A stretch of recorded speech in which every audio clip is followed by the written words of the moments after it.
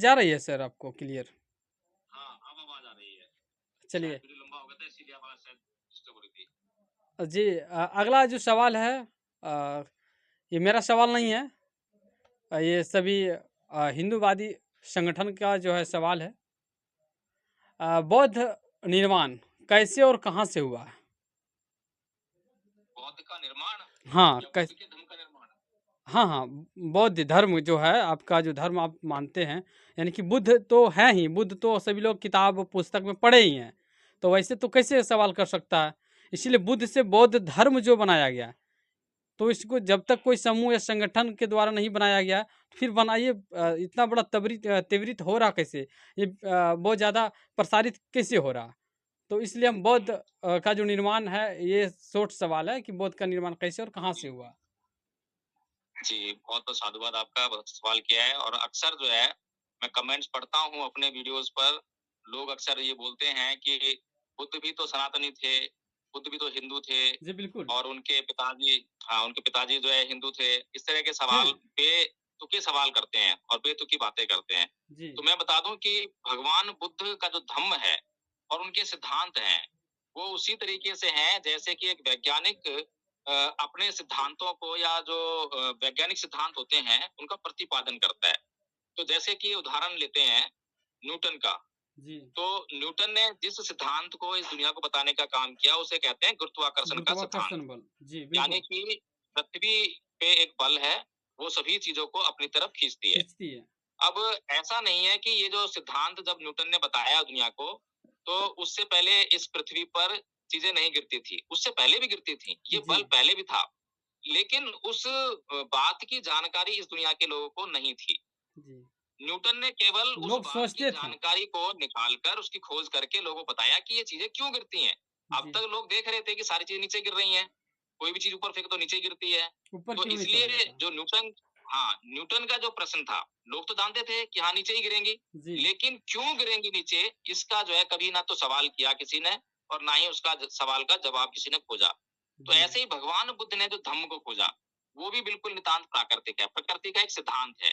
जैसे कि भगवान बुद्ध से पहले जो भी लोग तपस्या करते थे, ज्ञान की खोज में थे, तो वो किस लिए तपस्या करते थे? कौन से ज्ञान को खोज रहे थे? तो हमने देखा होगा, हमने सुना है कि लोग जो है स्वर्ग की प्राप्ति के लिए तपस्या करते थे, अप्सराओं की प्राप्ति के लिए, सुख की प्राप्ति के लिए, तो उनका ध्येय ये सब था। लेकिन भगवान बुद्ध जो है पहले ऐसे मनुष्य हुए, जो ना तो अप्सराओं की खोज में गए, ना स्वर्ग की प्राप्ति के लिए गए, ना ही सुख की खोज में गए। वो दुःख की खोज में गए कि भाई ये दुःख क्या है? पहले उन्होंने जो है सबसे पहले दुःख को परिभाषित किया। अभी हम स्वर्ग को परिभाषित नहीं कर पाते हैं, ना सुख को परिभाषित कर पाते हैं, ना अप्सराओं को परिभाषित कर सकते हैं। जी। तो जिन चीज़ों को हम परिभाषित नहीं कर पाते हैं या नहीं कर सकते हैं, तो उनको हम खोजेंगे कैसे? ये सीधी-सी बात है। ये जी। सबको समझ में आने वाली बात है। आप सुख को परिभाषित करके बताइए कि सुख क्या होता है? आप कभी परिभाषित नहीं कर पाएँगे। इसी तरह से भगवान बुद्ध जब दुःख को खोजते हैं, दुःख को समझने का प्रयास करते हैं, तो दुःख को पहले परिभाषित करते हैं। वे कहते हैं कि जातिपि दुःखा, जरापि दुःखा, व्याधिपि दुःखा, मरणापि दुःखा, शोक परिदेव दोमनस्युपाया सापि दुःखा। जी। ये ही विप्पयोगो दुःखो, अप्येहि संपयोगो दुःखा, यम्पि क्षणे लभते तम्पि दुःखं, संख्यतेन पच्चुपादान खंदापि दुःखा। जी, यानी बिल्कुल। कि जन्म लेना दुःख है, मृत्यु दुःख है, रोग दुःख है, बुढ़ापा दुःख है, प्रियजनों का बिछुड़ना दुःख है, अप्रियजनों का मिलना दुःख है, जो हम चीज़ों को चाहते हैं वो नहीं मिलती हैं नहीं तो मिलता है, दुःख उसको होता तो है। कुल मिलाकर इस शरीर ये जो शरीर है हमारा 5 स्कंदों से निर्मित है, यही दुःखों का घर है। तो जी, ये जो बिल्कुल। परिभाषा भगवान बुद्ध ने पहली बार की, तो उसके बाद जो है एक उल्टी हवा बहने लगी। अब तक लोग सुख खोज रहे थे, भगवान बुद्ध ने दुःख को खोज डाला। अब दुःख को खोजने के बाद क्या करेंगे? दुःख को खोज कर उसको अपने पास तो रखेंगे नहीं। जी, कोई भी बिल्कुल। आदमी गलत चीज़ को, बेकार चीज़ को अपने रखता नहीं है, बल्कि उसको दूर भगाता है। जी। अब कोई साँप आपके पास आ जाए, जो आपके लिए कष्टकारी है, तो जी। उसको आप अपने पास ना रखोगे, दूर भगाओगे आप।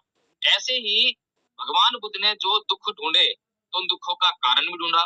तो 4 आर्य सत्य का जो सिद्धांत है, उसके बारे में आप जानते होंगे कि जी। दुःख है, दुःख का कारण है, उसका निवारण है और उसके लिए एक मार्ग है।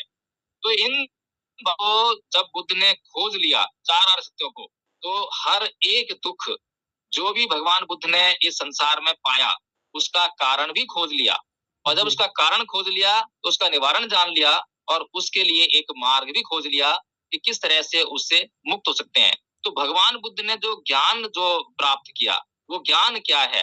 तो भगवान बुद्ध ने भी क्या बोला कि पशुपादान खंडापि दुखा, यानी कि 5 स्कंदों से निर्मित ये शरीर यही दुखों का घर है। अभी जो शरीर हम धारण कर रहे हैं, सारे कष्ट इस शरीर पर होते हैं और चेतना से उसको महसूस करते हैं और तब हम जो कहते हैं कि कष्ट हो रहा है। तो जी, इसीलिए ये शरीर जो है, जो बार-बार जन्म ले रहा है, इसको रोकना पड़ेगा। ये जन्म-मरण का जो चक्र है, इसको रोकना पड़ेगा। जी, अब ये जन्म-मरण का चक्कर क्यों हो रहा है? क्योंकि इसका कारण है तृष्णा।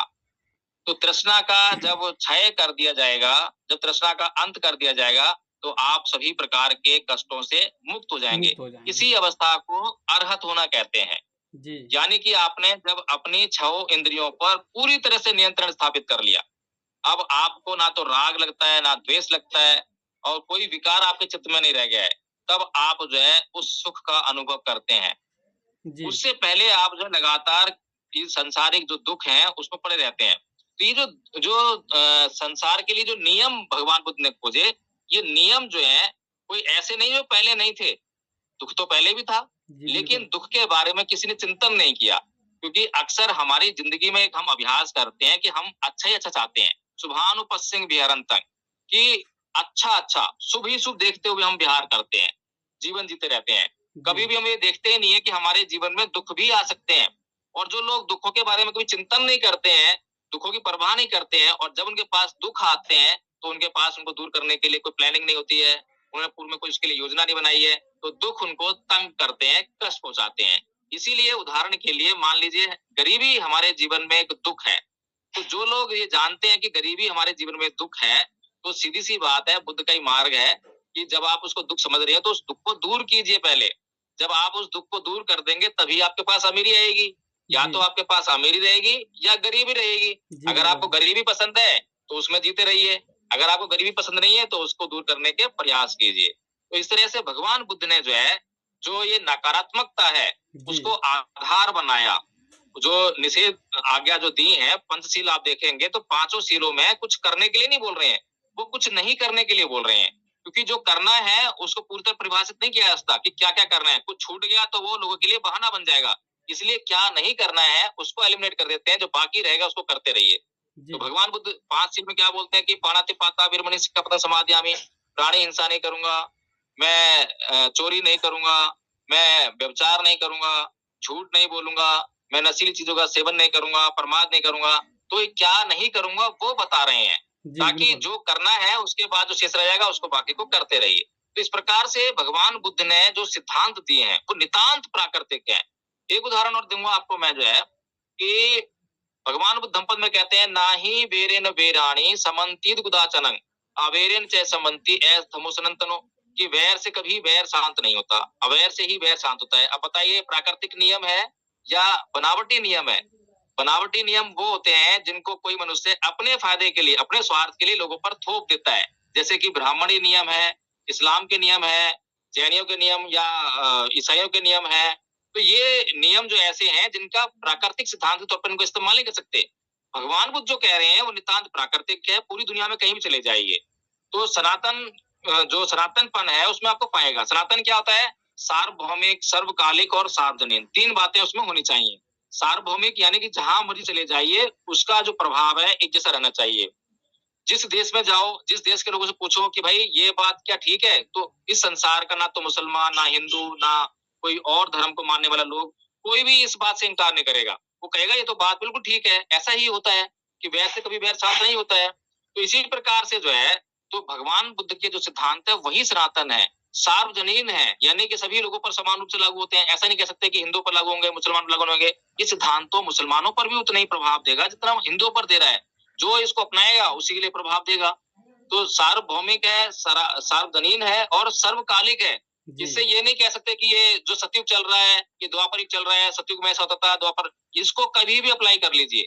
ये हर एक काल में, हर एक समय में एक जैसा प्रभाव देगा। इसीलिए भगवान बुद्ध के जितने भी नियम हैं, वो सनातन है। उदाहरण के लिए एक और मैं आपको बता देता हूँ जो है, बहुत सारे धम्मपद को पढ़िए, एक-एक बात जो कह रहे हैं नितांत प्राकृतिक है।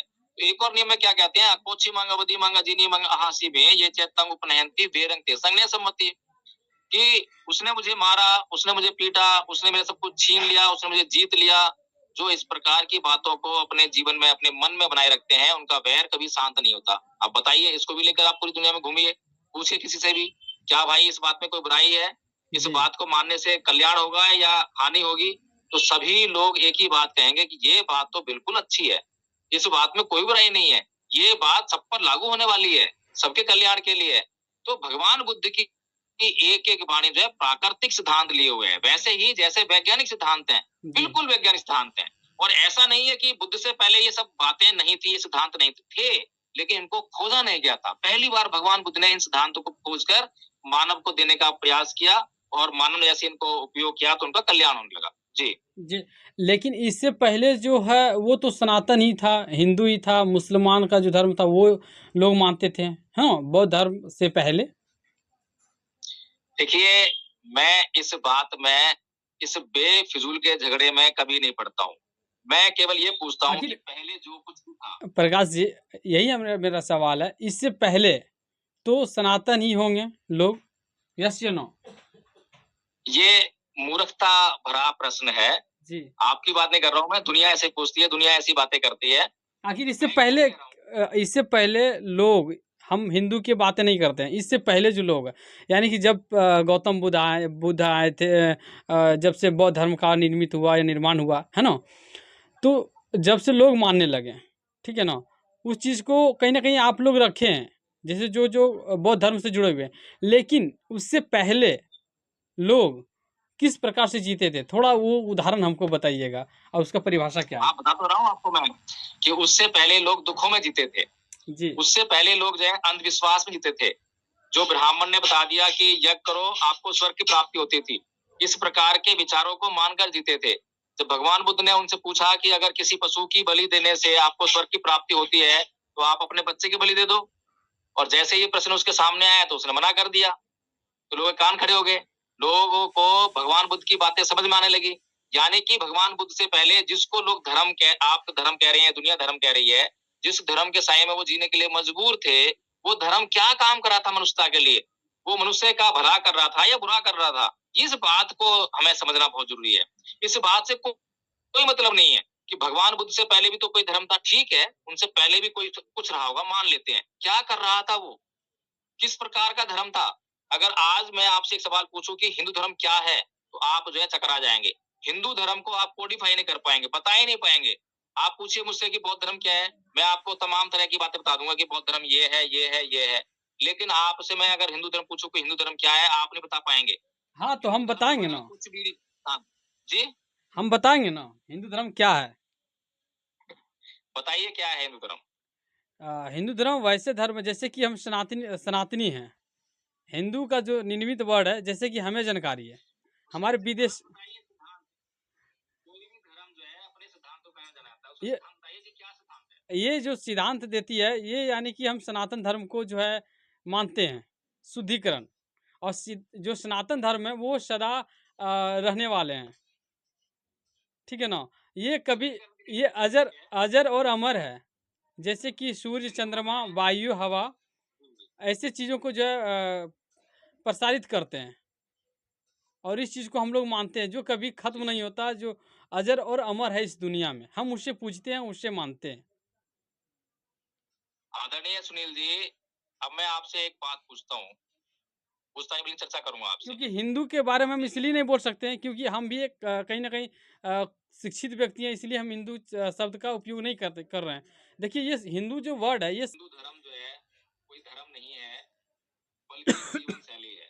हाँ, जी, जी, बिल्कुल, वही तो हम भी कह रहे हैं कि मतलब जीने का कोई एक तरीका है, लेकिन हम बात यहाँ पे रोकते हैं कि आखिर हिंदू जो है, मैं अभी हिंदू शब्द। इस पर मैं थोड़ी बात कर लूँ आदरणीय सुनील जी, फिर उसके बाद दूसरी बात लेते हैं, नहीं जी, तो हमारी बातें नहीं हो पाएंगी। अब सुप्रीम कोर्ट ने जब ये कहा कि हिंदू धर्म कोई धर्म नहीं है, बल्कि एक जीवन शैली है, जी, और जीने का अम्बेडकरवादियों ने तरीका। इसका गाना शुरू कर दिया। जी, अम्बेडकरवादियों ने और बौद्धों ने इसका गाना गाना शुरू कर दिया कि हिंदू धर्म कोई धर्म ही नहीं है, हिंदू धर्म धर्म ही नहीं है। अरे भाई, सुप्रीम कोर्ट ने ये कहकर जो है उसको एक जीवन शैली बता दिया है, लेकिन सुप्रीम कोर्ट ने ये बताने का काम नहीं किया पुष्टि नहीं किस किया। प्रकार की जीवन शैली है। नहीं, ये नहीं बताया कि ये किस प्रकार की जीवन शैली है, जी, अच्छी जीवन शैली है या बुरी जीवन शैली है, ये कहाँ बताया? जीवन शैली तो हमारे पास भी है, एक व्यक्ति सुबह 10 बजे सोकर उठता है, उसकी भी जीवन शैली है। एक व्यक्ति सुबह 4:30 बजे उठ जाता है, उसकी भी जीवन शैली है। तो हम ये जान जाते हैं कि जो व्यक्ति 10 बजे उठ रहा है, 8 बजे उठ रहा है, 11 बजे उठ रहा है, उसकी जीवन शैली गलत है। और जो व्यक्ति 4:30 बजे उठ के अपने सारे कार्य संपन्न करता है, अप्रमादी रहकर अपना जीवन जीता है, तो उसकी जीवन शैली अच्छी है। इतना तो जी। हम जानते हैं ना मोटे-मोटे तौर पर। तो सुप्रीम कोर्ट ने इतना बताकर छोड़ दिया कि एक जीवन शैली है। अरे भाई हम मान रहे हैं, जान रहे हैं कि जीवन शैली, ये बताइए कि अच्छी जीवन शैली है या बुरी जीवन शैली है? अब इसी बात से जो बौद्ध लोग हैं, उनका भी धर्म तो जीवन शैली है। क्या उनका धर्म जीवन शैली नहीं है? इस्लाम को मानने वाला का जो धर्म है, क्या वो जीवन शैली नहीं है? हर एक धर्म जो है, वो एक जीवन शैली है। तो लेकिन हमें ये देखना पड़ता है कि वो जीवन शैली किस प्रकार की है, अच्छी है या बुरी है? अगर अच्छी है तो अपनाने योग्य है, अपनानी चाहिए। बुरी है तो उसको नहीं अपनाना चाहिए। सिंपल सी बात तो इतनी सी है। आप आप बता दीजिए कि मुझे हिंदुओं की जो जीवन शैली है, वो अच्छी है या बुरी है? आप बताइए। हिंदुओं की जीवन शैली अच्छी है या बुरी है? देखिए, जैसे कि आप आपके अनुसार से आप जो कह रहे हैं, हम देखिए इसमें बहुत सारे अच्छाइयाँ भी है और बहुत सारे बुराइयाँ भी है। लेकिन लोग को जो अपना चलिए मैं अच्छाइयाँ बताइए मुझे, अच्छाइयाँ क्या है? अच्छाइयाँ क्या है वो बताइए? अच्छाइयाँ ये है कि हमें जो है किसी भी लोग को या किसी भी जीव प्राणी को हत्या नहीं करना चाहिए। जैसा कि रामायण अच्छा, और महाभारत में भी इस चीज़ का जो है कहीं न कहीं पुष्टि किया है और इस चीज़ को जो है दर्शाया गया है कि जो है जी, जी, मैं भी हम एक थोड़ी-सी पुष्टि कर देता हूँ आदरणीय सुनील जी, मैं भी जी, पुष्टि कर देता हूँ। आपने कहा कि हिंदू धर्म में सिद्धांत है कि किसी जीव की हत्या नहीं करना चाहिए। मुझे तो नहीं मालूम है कि वेदों में, रामायण में, महाभारत में, पुराणों में या मनुस्मृति में कहीं पर भी ऐसा लिखा हो कि जीव हिंसा अपराध है। बल्कि वहाँ बारंबार ये बातें लिखी हुई हैं कि जीव हिंसा करनी चाहिए, मांस खाना चाहिए। बल्कि मनुस्मृति तो ये भी बताती है कि किस प्रकार से मांस नहीं, खाना नहीं चाहिए। मनुस्मृति के हाँ, ऊपर नहीं जा रहे हैं। पूजा करके मांस खाना चाहिए। जैसे मनुस्मृति के ऊपर नहीं जा रहे हैं। जैसे कि जो कि अभी देखिए मैं महाभारत और मनुस्मृति की बात नहीं कर रहा हूँ। मैं आप जिसको हिंदू धर्म बोल रहे हैं, जिसको सनातन धर्म बोल रहे हैं, जिसको ब्राह्मण धर्म बोल रहे हैं, जिसको सुप्रीम कोर्ट कह रहा है कि लाइफ स्टाइल है, मैं उसी की बात कर रहा हूँ। और वो ये सब जो धर्म ग्रंथ में नाम लिए हैं, ये उसी के धर्म ग्रंथ हैं। मैं उसके बाहर नहीं जा रहा हूँ। तो राम अगर हिरण का वध करने जा रहे हैं, हिरण को मारने जा रहे हैं, तो उसे क्या कहोगे आप? क्यों मारने जा रहे हैं उसको? बताइए क्या मुझे? क्या बिगाड़ा हिरण ने उसका जो है? मार मा बताएंगे आप? रामायण में मारने नहीं जा रहे हैं। राम जी मारने उसको नहीं जा रहे हैं, वो पकड़ने के लिए जा रहे हैं। जैसा कि सीता जी के आदेश पे गए मार थे। क्यों दिया? फिर मार क्यों दिया उसको? जी, अगर मारने नहीं जा रहे तो मार क्यों दिया? मार क्यों दिया? हाँ। यही तो सवाल बनता है। यही सवाल से हम भी फँसे हैं। हाँ, इसीलिए मैं कह रहा हूँ कि जो हिंदू धर्म एक जीवन शैली तो है, लेकिन एक बहुत ही भयानक, भीभत्स और बुरी जीवन शैली है। बिल्कुल भी अपनाने योग्य नहीं है। अगर ये ज़रा-सी भी अपनाने योग्य जीवन शैली होती, तो परम पूज्य बाबा साहब डॉक्टर भीमराव अम्बेडकर, जो इस दुनिया के महानतम लोगों में से एक हैं, जिनकी विद्वता के मुकाबले में इस देश में एक भी व्यक्ति आपको दिखाई नहीं देता भारत से, उस व्यक्ति ने इस बात की खूब रिसर्च करके, खोजबीन करके इस देश के लोगों को कहा कि हिंदू धर्म जो है जीने लायक व्यवस्था नहीं है। इसमें जो है इसको जितना जल्दी छोड़ दो उतना बढ़िया रहेगा। तो हमें तो खैर उस व्यक्ति का जो है आभार प्रकट करना चाहिए, जिसने इतना खोजबीन करके हम लोगों के सामने सारी चीज़ें निकाल कर दी। और उसके अलावा भी हम अगर थोड़ी जाँच परख करते हैं, जैसे हमने थोड़ी-सी जाँच की कि क्या राम हिंसावादी थे या अहिंसावादी थे? तो अभी आपने खुद ही इस बात को जो स्वीकार कर लिया कि हिरण को जब मार रहा है कोई आदमी और जब भी कोई तीर कमान चलाना सीखता है, तो वो जंगल में जाकर पशुओं शिकार। को मारता है, शिकार करता है। और शिकार करके क्या करता है? क्या उनको ऐसे ही छोड़ देता है? गाड़ देता है ज़मीन में या उनका अंतिम संस्कार करता है? बताइए क्या करता है शिकार करने के बाद?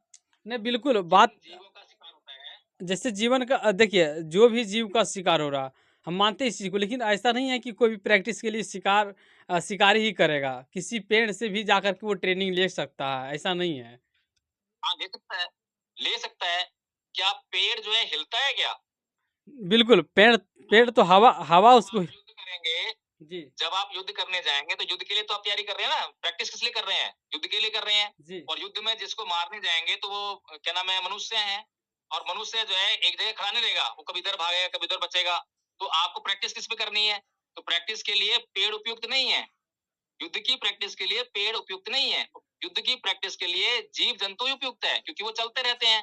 तो आपका निशाना किस तरह से आप साधते हैं, किस अस तरह से उनको वध करते हैं, भीम जी, प्रकाश जी, हम स्टैचू बनवा लेंगे ना, स्टैचू को रनिंग करवाएंगे।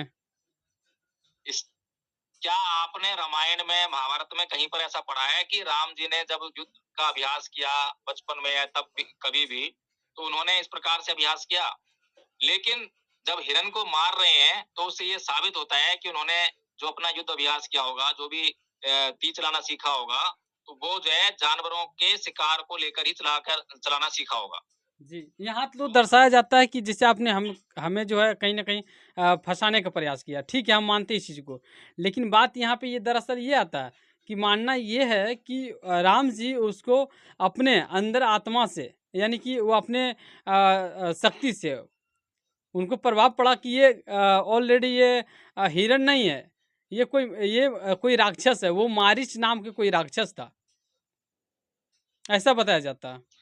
अच्छा, तो उनको जो है वहाँ पर जाकर ही पता लगा ये बात। जब सीता के साथ में थे तब उनको इस बात का आभास नहीं हुआ, वो तो अंतर्यामी थे। उन्हें तो सारी बातें पता होना चाहिए, त्रिलोकी थे, तो सब कुछ पता है। सीता के सामने ऐसी लीला तो नहीं कर सकती है ना, क्योंकि सीता को फिर वहाँ दया और माया आ जाती। तो फिर सीता को जैसे ये हाजिर कैसे करता इनके हाथों में? ये भी हो सकती है। चलिए इसके ऊपर चर्चा नहीं करेंगे, क्योंकि ये बहुत ज़्यादा लंबा हो जाएगा। और ये क्या है कि इसमें जो है हम पुष्टि इस चीज़ को नहीं करते हैं, क्योंकि ये पुष्टि हमारे पास है भी नहीं। तो हम इस चीज़ के ऊपर रगड़ और घस करने से फ़ायदा नहीं है। लेकिन पुष्टि हमको ये करना है कि जो बौद्ध धर्म से रिलेटेड है, और जो कहीं न कहीं बौद्ध धर्म वाले लगातार हिंदू पे जो है हमेशा हमलावर होते हैं और वार करते हैं कि ये हिंदू गलत धर्म है, ठीक? तो संवैधानिक तौर पे जो है हमारे देश धर्मनिरपेक्ष राज्य है। जो अपना-अपना तरीका जिससे जो जीना है वो जिए, लेकिन संविधान के अंडर में रह के ही जिए। बस बाबा भीमराव अम्बेडकर साहब ने इस चीज़ को पुष्टि किया और लागू किया है कि जो भी जिएँगे वो हमारे अनुसार ही, यानी कि हमारे संविधान के अनुसार जिएँगे। जी, अगर संविधान के अनुसार सभी लोग जीवन जीने लगें, तब तो कोई बुराई ही नहीं है, तब तो सारी समस्या ही हल हो जाएँगी। चलिए लेकिन कुछ अगला लोग जो कुछ हैं अगला कुछ सवाल रहेगा, क्योंकि इस चीज़ पे जो आप कहना चाह रहे हैं वो लोग समझ रहे हैं इस चीज़ को। अगर संविधान के तहत अगर जीने जीने लगें तो कभी बुराई को जो है सामना ना करना पड़ेगा और जेल खाली पड़ जाएगा। जो हमारे बड़े-बड़े जेल हैं वो खाली पड़ जाएगा। बिल्कुल, और अभी आपने देखा होगा बहराइच में जो हत्याकांड हुआ है। उसके ऊपर भी हम चर्चा करेंगे, उनका भी सवाल हम आपका रखे हैं, साइड करके वो सवाल रखें, उसके ऊपर भी जाएँगे। बहराइच में जो कुछ मामले हुए हैं, हिंदू-मुस्लिम यानी कि 2 धर्म के बीच में जो हुआ है मतभेद। अगला सवाल ये है कि आप लोग का प्रयास हो रहा है कि पूरा देश दुनिया में हम अपना डंका बजाएँ, बौद्ध धर्म का, है ना? और इसका प्रचार-प्रसार में लगे हैं, और इसके आड़ में कहीं न कहीं आप लोग जो है हिंदू, मुस्लिम, सिख, ईसाई सभी धर्मों को टारगेट कर रहे हैं। हुँ, देखिए आखिर क्यों? डंका बजाएँ हम धर्मनिरपेक्ष राज्य में जी रहे का हैं, हमें अपना जीने का अधिकार है, आपका अपने जीने का अधिकार है। ऐसा आखिर टारगेट क्यों जी, कर रहे हैं? जी। देखिए आदरणीय सुनील जी, डंका बजाएँ ऐसा कोई हमारा इरादा नहीं है और ना ही भगवान बुद्ध ने जो है कभी डंका बजाया। आपको मैं एक उदाहरण देता हूँ।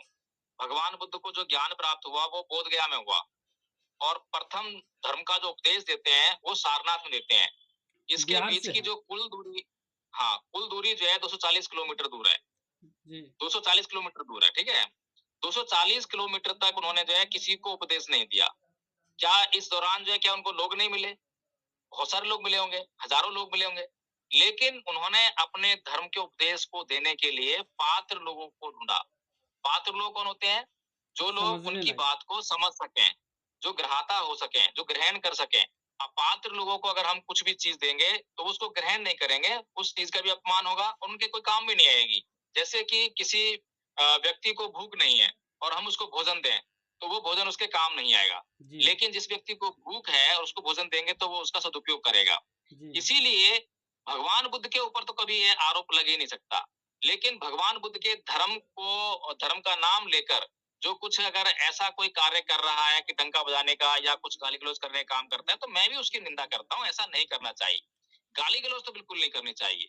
हमें अगर हम उसी प्रकार से धर्म का प्रचार-प्रसार करने का प्रयास कर रहे हैं, जैसे कि मान लीजिए कि मैंने आपको जो है आपको कोई समस्या है आपके शरीर में, कोई बीमारी है, जी, कहीं पर दर्द हुआ और मैंने आपको कहा कि आदरणीय सुनील जी आप एक काम कीजिए, ये वाली टैबलेट ले लेना आप और इससे आपको आराम हो जाएगा।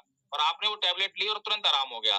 तो उसके बाद जिस जिस आदमी को वो समस्या आप देखेंगे कि हाँ भाई इसको भी वही समस्या है, तो आप उसको अपने आप से जो है वो कहते हो कि ये वाली गोली ले लियो। आपको ना तो कंपनी पैसे दे रही है, ना कंपनी ने आपको प्रचार करने के लिए कहा है। तो भगवान बुद्ध का जो धम्म है, वो गुणों पर आधारित धर्म है। जो इसको प्रैक्टिस करेगा, जो इसको जान जाएगा कि हाँ, इसके अंदर तो बहुत भारी गुण है, तो उसका वो इसी प्रकार से अपने आप प्रयास करेगा, अपने आप प्रचार करेगा। उसमें किसी को जबरदस्ती करने की जरूरत नहीं है। इसीलिए धम्मपद संघ ने जो प्रचार प्रसार का जो तरीका अपनाया है, जी, उसको अभ्यास का तरीका अपनाया है। तो इसीलिए जो हमने कोर्स बनाया है प्रथम वर्ष का, वो बहुत मामूली कोर्स है। मात्र A4 साइज का जो पेज होता है, उसका आगे पीछे का बस इतना ही कोर्स है। और उस कोर्स को याद करने में मुश्किल से 5 या 10 दिन लगेंगे। लेकिन उस कोर्स को करने के बाद किसी भी आदमी के जीवन को बदलने की हम गारंटी देते हैं कि अगर उसने अपने जीवन में उसका अभ्यास करना शुरू कर दिया, थोड़ा भी अभ्यास करना शुरू कर दिया, उसका जीवन बदलने लगेगा और फिर उसके आसपास के लोग उससे प्रभावित होने लगेंगे। तो इस तरह से जो हमने जो तरीका अपनाया है, हम किसी को गाली-गलौज नहीं करते हैं। आपने कभी भी मेरा कोई भी वीडियो नहीं देखा होगा जिसमें मैं कोई किसी को गाली-गलौज कर रहा हूँ। किसी जी, हिंदू धर्म जी, के जी, व्यक्ति को, किसी देवता को कोई गाली दे कर रहा हूँ। हाँ, मैं इतना ज़रूर बताता हूँ कि क्या अंधविश्वास है, क्या पाखंड है, क्या सही है, क्या गलत है। मैं इतना ज़रूर बताता हूँ। मैं राम की बात भी करता हूँ, कृष्ण की बात भी करता हूँ, अन्य देवी-देवताओं की बात भी कर सकता हूँ, लेकिन उनको गाली देकर नहीं, उनका अपमान करके नहीं, बल्कि उनके कार्यों को, जैसे हमने अभी राम की बात करी, राम ने हिरण को क्यों मारा? तो ये हमें प्रश्न करने का अधिकार है। संविधान हमें जो है इस तरह के प्रश्न करने की पूरी स्वतंत्रता देता है। जी। यह प्रश्न अगर हम हिंदुओं से करते हैं और कोई हिंदू की अगर धार्मिक भावना अगर आहत हो जाती है कि उसके ईश्वर हैं और उसके ईश्वर पे हम जब प्रश्न कर रहे हैं, क्योंकि पुजारियों ने, पुरोहितों ने, ब्राह्मणों ने प्रश्न करने पर ही पाबंदी लगा दी है। प्रश्न करने ही नहीं है, आस्था का सवाल है, विश्वास का सवाल है, धार्मिक श्रद्धा का सवाल है, उस पर प्रश्न नहीं होते हैं, इस तरह की बातें करते हैं। तो अगर इस तरह के प्रश्न करने से उनकी धार्मिक भावनाएं आहत होती हैं, तो उसमें हमारा कसूर क्या है? तो हमें जो है संविधान ये इजाजत देता है कि हम प्रश्न करें, हम जांच करें, हम ये जांच करें। जो आदमी कह रहा है कि इस मूर्ति में शक है, तो हमें ये अधिकार होना चाहिए जांच करने का कि उसमें शक्ति है या नहीं है। हमने तो नहीं कहा कि बाबा साहब की मूर्ति में शक्ति है, भगवान बुद्ध की मूर्ति में शक्ति है, हम तो कभी कहते ही नहीं है। हम तो उस तरह नहीं कहते ना कि भगवान बुद्ध की मूर्ति में कुछ देगी। जी। तो भगवान बुद्ध की जो देशनाएं हैं उसमें तो यही है कि कर्म करो और परिणाम मिलेगा। जैसा कर्म करोगे वैसा मिलेगा परिणाम जो है। अच्छा करोगे अच्छा मिलेगा, बुरा करोगे बुरा मिलेगा। लेकिन जी। हिंदू लोग तो ये कहते हैं कि हमारे सारे कर्मों के लिए जिम्मेदार ये मूर्ति है। इस मूर्ति से जो मांगेंगे वही मिल जाएगा। ये मूर्ति हमारी रक्षा करेगी। तो इसलिए जो है समय-समय पर जांच करना भी ज़रूरी है कि मूर्ति अभी तक काम कर रही है या उसने काम करना बंद तो नहीं कर दिया। अगर काम करना बंद कर दिया है तो उसको जो है जगा दें, जता दें कि भई आप जो है काम करने लगो, लोग परेशान हो रहे हैं। जहाँ भुखमरी फैली हुई है, गरीबी फैली हुई है, शिक्षा फैली हुई है, काम क्यों नहीं कर रहे हो? तो शायद काम करना बंद कर दिया इसीलिए भारत में इतनी समस्याएँ इकट्ठी हो गई हैं। तो जी। इसलिए आदरणीय सुनील जी, हमारा केवल मकसद किसी को धार्मिक भावनाएँ आहत करना नहीं है, बल्कि लोगों को जागरूक करना है कि वो सच्चे धर्म को अच्छी तरह समझें और झूठे धर्म के बारे में भी अच्छी तरह समझें। जी। जी बिल्कुल, जो आप कही हैं कहीं न कहीं ये बिल्कुल अपने तौर तरीक़ा से बहुत अच्छी बात बोले हैं। लेकिन एक बात हम जानना चाहेंगे, हम एक आप ही लोग के जो है धर्म के विशेष पे बात करेंगे। कुछ लोग थे जो कि बता रहे थे कि हम राम को भगवान क्यों मानें, कृष्ण को भगवान क्यों मानें? तो उसी तौर पे एक मेरा सवाल है कि बौद्ध को भगवान क्यों मानें? ठीक है, बौद्ध ने बहुत अच्छे कार्य किए हैं।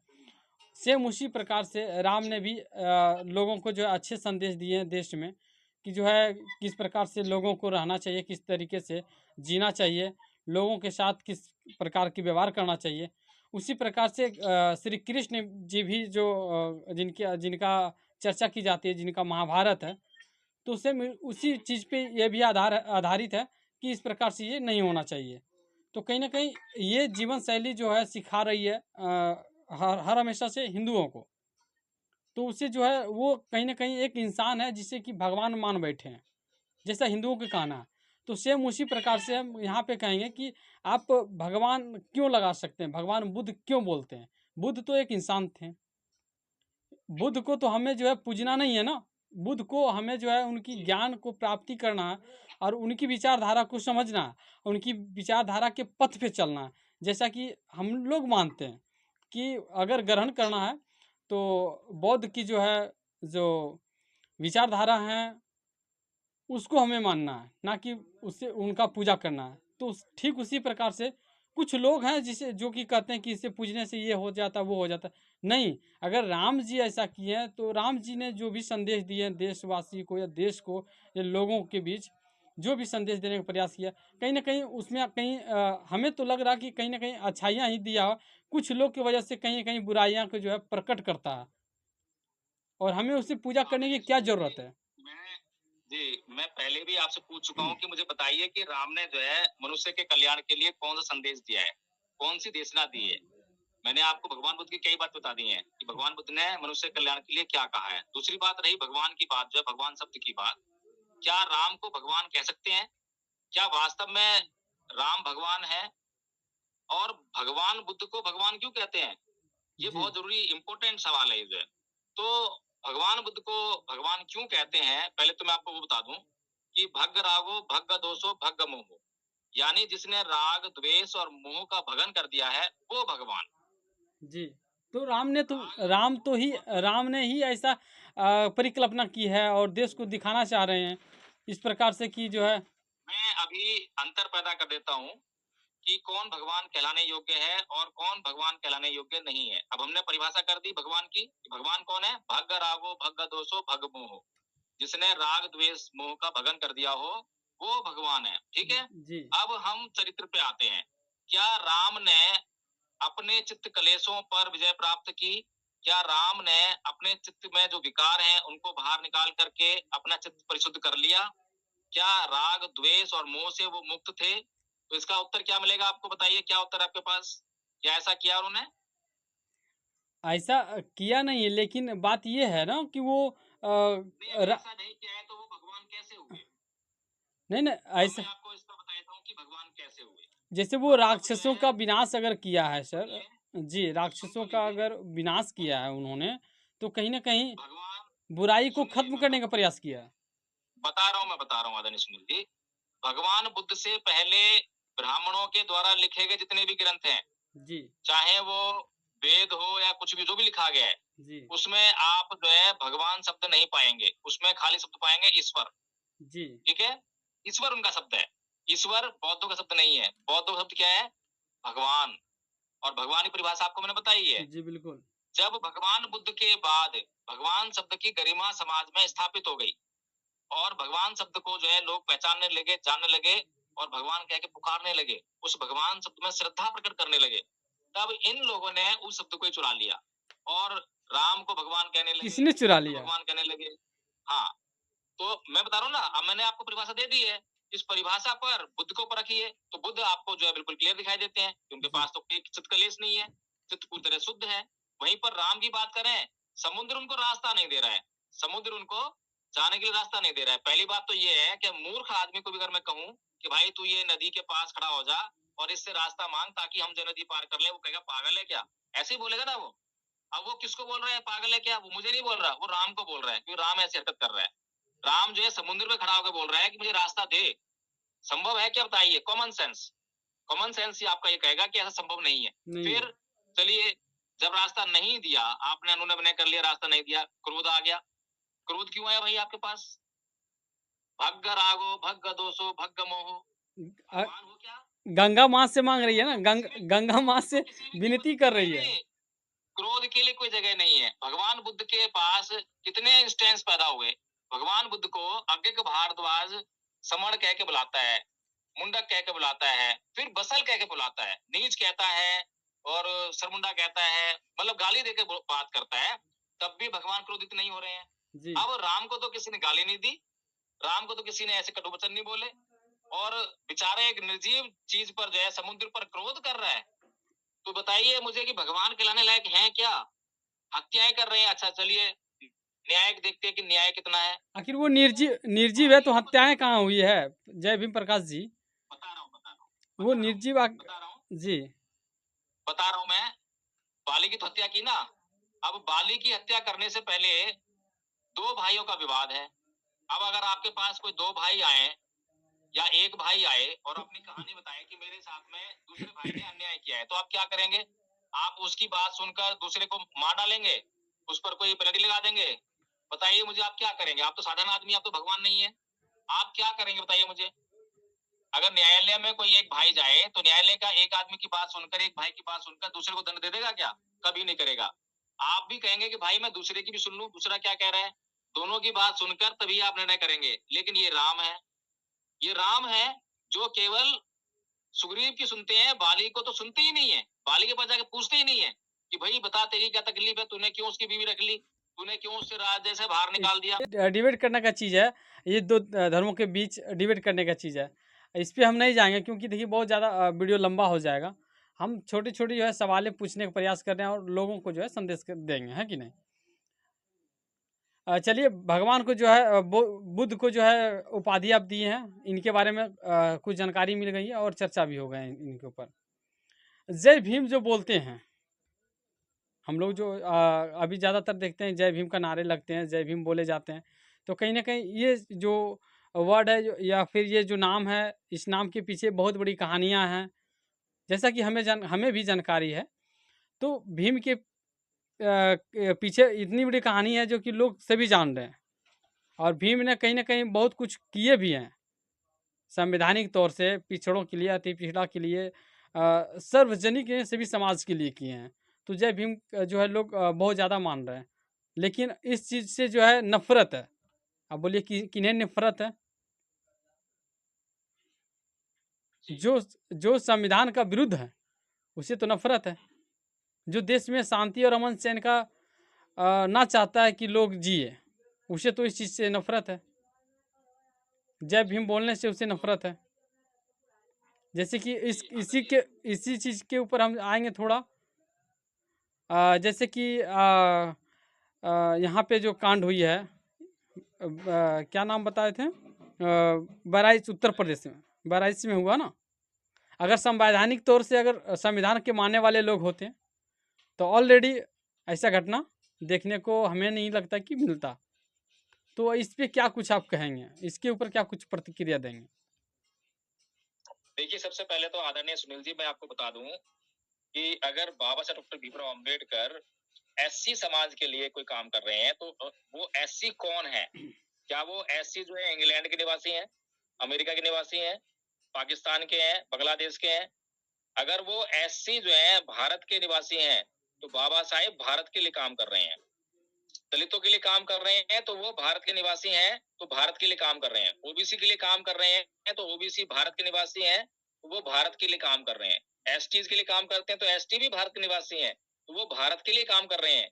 लेकिन बाबा साहेब को अक्सर जो है खाली दलितों के लिए काम किया, दलितों के नेता ये कहकर कहा जाता है, जबकि वो पूरे देश के लिए काम कर रहे हैं। आप मुझे बताइए कि जो जितने डैम उन्होंने बनाए, डैम की योजना जितनी बनाई, रिजर्व बैंक ऑफ इंडिया की उन्होंने स्थापना की, और जितनी भी उन्होंने जो इस देश की समस्याएं जो सॉल्व की हैं, हिंदू कोड बिल उन्होंने जो है इस देश को दिया, ये सब जो है क्या दलितों के लिए दिया है केवल? क्या इस देश के लोग उसका लाभ नहीं उठा रहे हैं? क्या मैटरनिटी रिलीफ जो है, मैटरनिटी रिलीफ जब मिलता है किसी महिला को, उसको छुट्टियां मिलती हैं, तनख्वाह भी मिलती है, तो क्या वो जो तनख्वाह और जो छुट्टी मिल रही है क्या खाली दलित महिलाओं को मिलती है, वो सामान्य महिलाओं को नहीं मिलती है क्या? तो सामान्य महिला जो है वो बाबा साहेब को श्रद्धा प्रकट क्यों नहीं करती है, उनका एहसान क्यों नहीं मानती है? वो इसलिए नहीं मानती है क्योंकि इस देश के जो चरित्रहीन नेता हैं, जो बेईमान नेता हैं, उन्होंने बाबा साहेब को बार बार एक जाति का कहकर संबोधित किया और उनको एक ही जाति का नेता स्थापित किया। अब एक ही जाति का नेता स्थापित किया तो जो अपने आप को जो है ऊंची जाति का मानते हैं, उन्होंने अपने मन में बाबा साहेब डॉक्टर भीमराव अम्बेडकर के प्रति घृणा स्थापित कर ली। तो इसमें गांधी, नेहरू, पटेल, इनका बहुत बड़ा योगदान है कि उन्होंने बार बार बाबा साहेब को केवल दलितों का नेता बोला। तो इसीलिए जो आप बोल रहे हैं कि जय भीम का संबोधन, तो जय भीम का संबोधन जो है वो इस देश के लिए गौरव का विषय है। हर नागरिक को होना चाहिए। हर नागरिक का संबोधन होना चाहिए। सारे संबोधन छोड़ के पहले जय भीम बोलना चाहिए, चाहे वो ब्राह्मण है, बनिया है, ठाकुर है, सब एहसानमंद होना चाहिए सबको जो है बाबा साहेब का, कि बाबा साहेब ने जो है इतना अच्छा संविधान दिया, किसी के साथ अन्याय नहीं है। कोई भी, चाहे वो ब्राह्मण हो, चाहे वो बनिया हो, चाहे वो क्षत्रिय हो, चाहे वो शूद्र हो, कोई भी आके मुझे बता दे कि बाबा साहेब ने उनके साथ में क्या अन्याय किया है। अगर उनके साथ में कोई अन्याय नहीं किया है, मान लीजिए उनके लिए फायदे के लिए काम किया या नहीं किया, इसको छोड़ देते हैं, मुझे कोई भी बता दे कि उनका नुकसान क्या करा है। अगर उनका कोई नुकसान नहीं किया है तो वो बाबा साहेब से घृणा किस बात के लिए करते हैं? तो एक ही आपको सवाल का इसका जो है जवाब मिलेगा, वो है जातीय जाति जो है वो उनके मन में समाई हुई है, जातिवाद से पीड़ित है, स्वयं पीड़ित और दूसरों को पीड़ित कर रहे हैं। तो जी। दो के बीच जो बाबा साहेब में कमियां ढूंढते हैं, संविधान में कमियां ढूंढते हैं, संविधान